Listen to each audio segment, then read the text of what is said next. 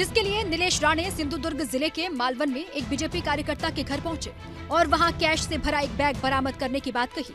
इस बैग में नोटों की गड्डियां रखी हुई थी। नीलेश राणे ने आरोप लगाया कि ये रुपए चुनाव के दौरान मतदाताओं को लुभाने के लिए इस्तेमाल किए जाने वाले थे। भाजपा के जो प्रदेश अध्यक्ष है श्री रविंद्र चौहान जी, ये जब जब कोकण में आते हैं, मालवन में आते हैं, तब ये सारा डिस्ट्रीब्यूशन शुरू होता है।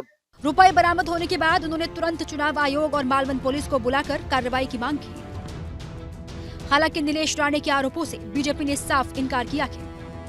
दिलचस्प बात यह है कि नीलेश राणे के पिता और भाई दोनों ही बीजेपी में हैं। उनके भाई नितेश राणे महाराष्ट्र सरकार में मंत्री भी हैं। नीलेश राणे के आरोपों के बाद बीजेपी और शिंदे गुट में विवाद बढ़ता दिखा, जिसके लिए नीलेश राणे सिंधुदुर्ग जिले के मालवन में एक बीजेपी कार्यकर्ता के घर पहुंचे और वहां कैश से भरा एक बैग बरामद करने की बात कही। इस बैग में नोटों की गड्डियां रखी हुई थी। नीलेश राणे ने आरोप लगाया कि ये रुपए चुनाव के दौरान मतदाताओं को लुभाने के लिए इस्तेमाल किए जाने वाले थे। भाजपा के जो प्रदेश अध्यक्ष है श्री रविंद्र चौहान जी, ये जब जब कोकण में आते हैं, मालवन में आते हैं, तब ये सारा डिस्ट्रीब्यूशन शुरू होता है।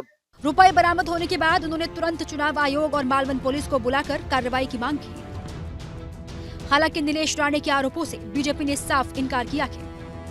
दिलचस्प बात यह है कि नीलेश राणे के पिता और भाई दोनों ही बीजेपी में हैं। उनके भाई नितेश राणे महाराष्ट्र सरकार में मंत्री भी हैं।